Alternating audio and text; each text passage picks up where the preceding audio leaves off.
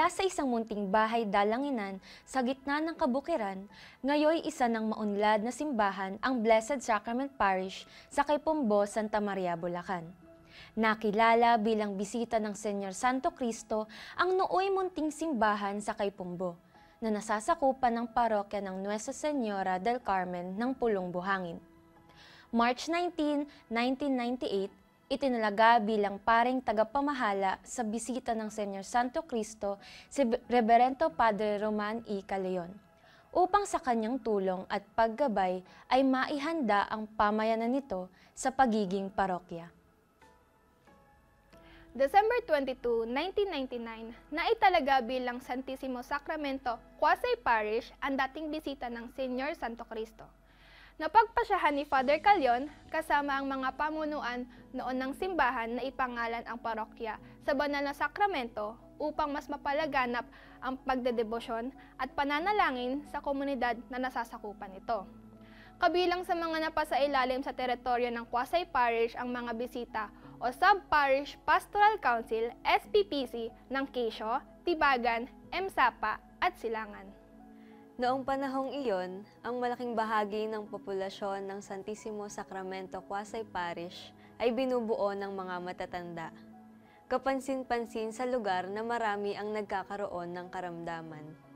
Dahil dito, napagpasyahan ng mga namumuno sa simbahan, sa gabay ng kanilang kura paroko, na italaga si San Juan de Dios, ang patron ng mga may sakit, bilang patron ng lahat ng nasasakupan nito, kabilang ang mga SPPC ng Quezon, Tibagan, Emsapa at Silangan.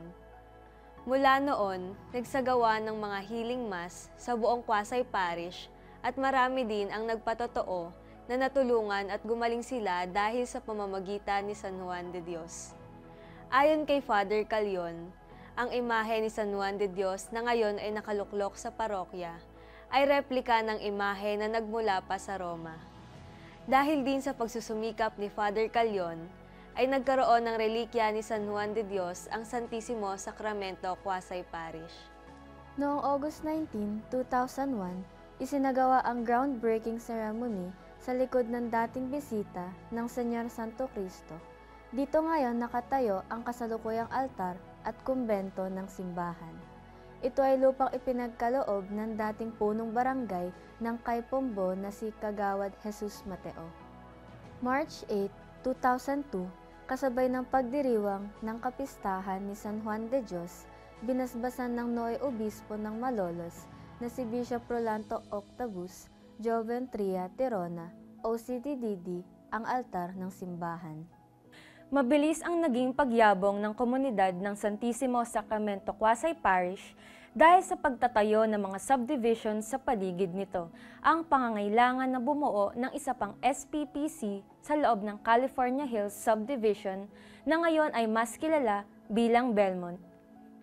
Makalipas ang 3 taon, matapos mahirang bilang isang Quasi-Parish, August 27, 2002, ganap nang itinalaga bilang parokya ang simbahan sa Caipombo sa titulong Blessed Sacrament Parish sa pangunguna pa rin ni Bishop Tirona.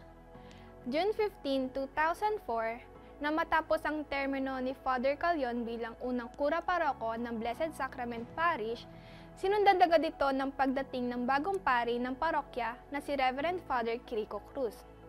Sa ilalim ng kanyang pamamahala, nabuo ang SPPC ng Bright Homes, nabili ang lupa sa gilid ng simbahan na ngayon ay kinatatayuan ng opisina ng parokya at naipatayo rin ang Santissimo Sacramento Catholic School na kilala ngayon bilang St. Dominic de Guzman School na pagmamay-ari at pinangangasiwaan na ng Dominican Sisters.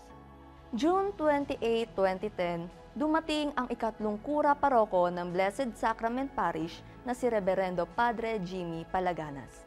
Sa kanyang pamumuno, nagkaroon ng sariling lupa ang SPPC ng Belmont kung saan kasalukuyang nakatayo ngayon ang kanilang bisita, na nakatalaga sa patron na si Santa Rita de Casia. Napagpasyahan naman ng SPPC Bright Homes na itatalaga sa pangalan ng mahal na Birhen ng Lourdes ang kanilang ipinagawang bisita. Sa panahon din ng pamumuno ni Father Palaganas, naranasan ng buong mundo ang pandemya kung saan lubha ring naapektuhan ng Blessed Sacrament Parish. Sa kabila nito, sinikap niya at ng mga naglilingkod sa simbahan na patuloy na abutin ang mga mananampalataya sa pamamagitan ng minsanang online mass at motorcade ng banal na sakramento. February 16, 2021, itinalaga sa Blessed Sacrament Parish ang ika-4 na kura paroko na si Reverendo Padre Ramon C. Bernardo. Enero 2022, agad na sinimula ni Father Bernardo ang pagpapagawa ng bagong retablo ng parokya. Isinunod niya dito ang kisame ng altar. At Setyembre ng parehong taon, sinimulan ang pagsasaayos ng harapan ng simbahan. Sa kasalukuyan, nagpapatuloy ang pagsasaayos sa iba't ibang bahagi ng simbahan ng Blessed Sacrament Parish.